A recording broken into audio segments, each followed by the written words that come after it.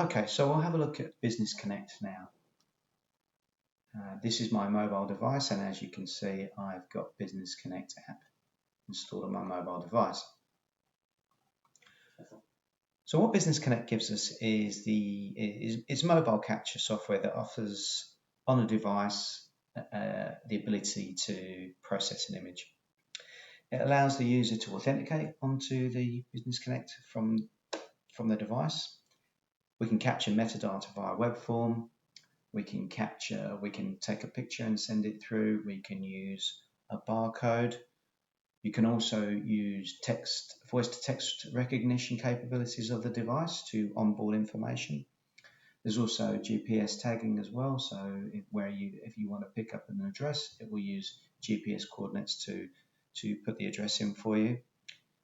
And importantly, so the workflows we've looked at previously, this will allow you to onboard that information. So similar to if it's a document that you're scanning or an email you're capturing, this is a way of onboarding information into the workflow so that the workflow can be kicked off. You may be capturing metadata to onboard into a back-end system or to another workflow, capturing a PDF and classifying and indexing that and putting that into your content management system.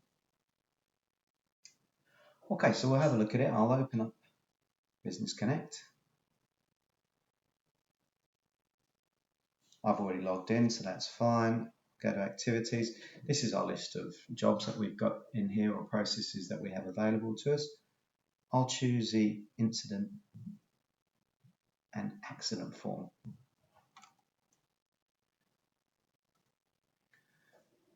So this could be used by a member of staff or a teacher who's on duty in the playground or an after school activity or an excursion, and an incident or an accident has occurred and they want to be able to pass the information about that immediately, and they may want to onboard an image supporting what's happened.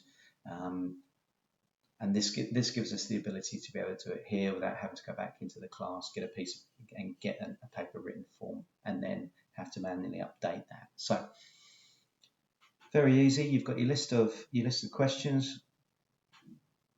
We'll say it's Mr. Fox is who has reporting the incident. Incident type is property damage. The student responsible, we'll say, is Jane Brown. Jane is in year 7. Brings up the date for us. Time, it's 10 a.m. So details of incidents. So this is where we have the ability to be able to, at any point, we can use voice to text recognition, but it's very, very handy if you've got comments or text to put in and you don't need to go through writing it out.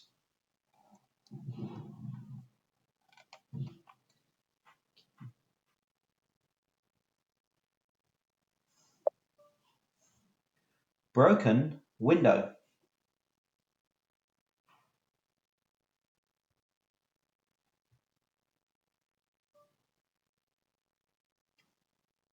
Primary toilets. Okay. And then there's some other questions. Was there a victim? No, there wasn't. Did anybody witness the event? No, they didn't. Action taken. We'll say detention. Or maybe something like parents informed.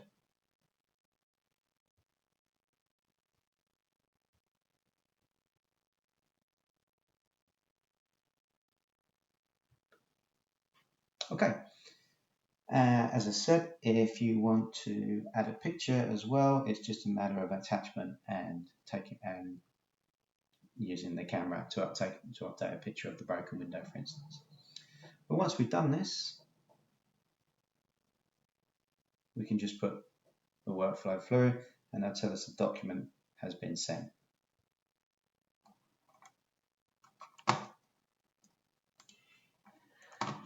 And now we'll just come into our files here and we'll look for our web capture output, and we'll go to our incident.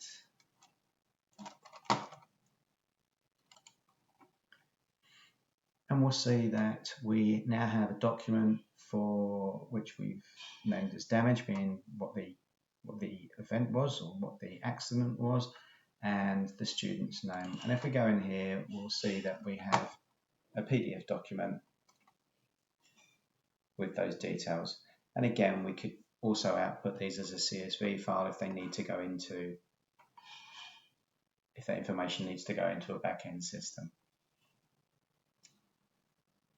We'll go back to our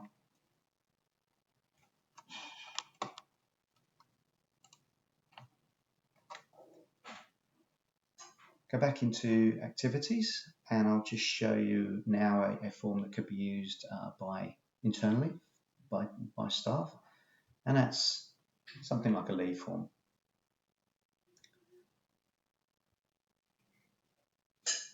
And again, very simply, we would go in here and say that I put my employee ID. So potentially you could get, this could be a form on the school intranet site.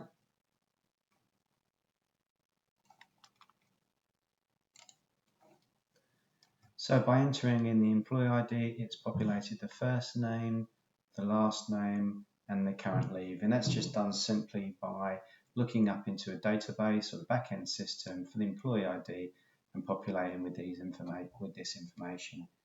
Leave type then is just a simple drop down, so we'll say annual. First day of leave we'll make the 20th.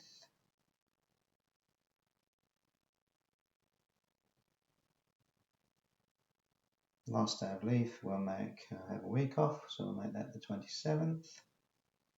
Okay, that. And if we wish, we can add a signature too. And again,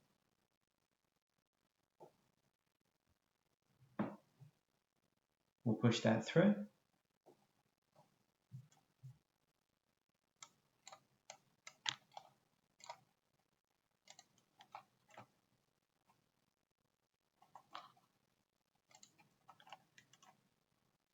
And we'll just come back in here and look at our web capture documents, output, and leave.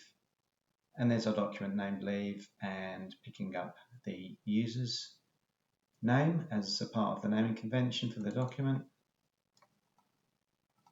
And that's our document with all the information about Gary's leave. So very simple, but what we can also do with this is create a workflow where we may want to send an email notifying the Gary's manager that he's going to be the English department manager that he's going to be on leave, and then getting that approval and then an email back. So this can kick off a whole workflow, but just showing you really the onboarding power at the moment.